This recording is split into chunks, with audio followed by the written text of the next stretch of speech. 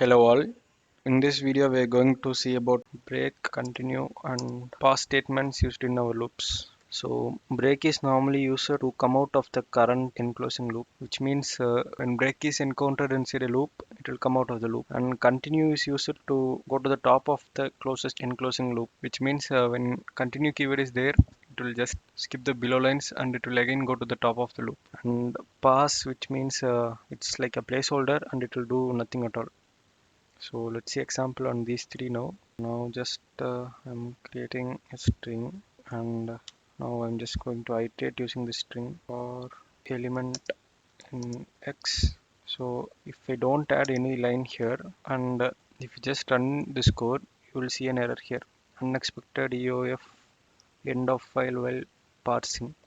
So to avoid this error, you have to just keep a placeholder, that is pass. So what pass keyword does is it will just skip the loop for now.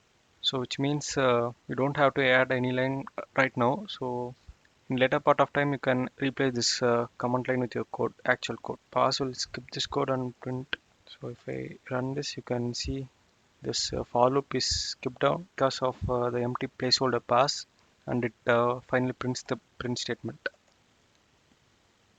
So now just we can check for continue. So if I print this element, you can see the letter string get printed. I will add a if condition here. So if element equal to r, continue.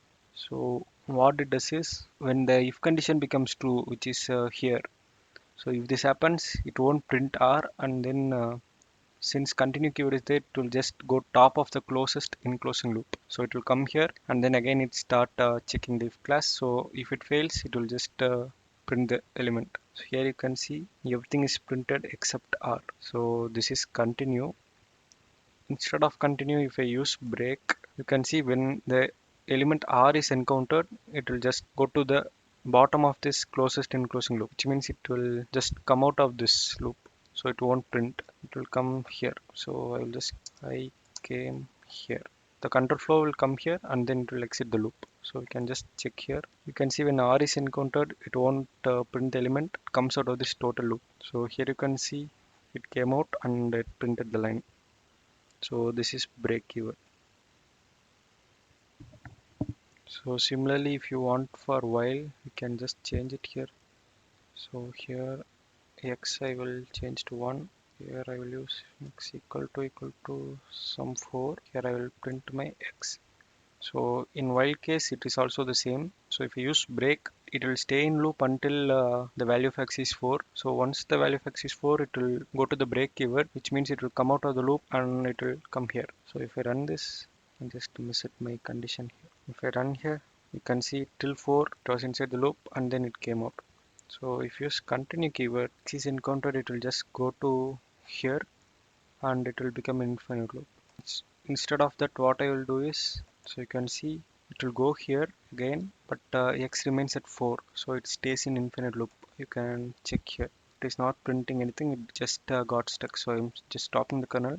So instead of incrementing here, you can put your condition on the top. So now what will happen is when 4 is encountered, it will just go to top. 4 less than 10, it become 2, and then it start incrementing. So now there won't be any issue.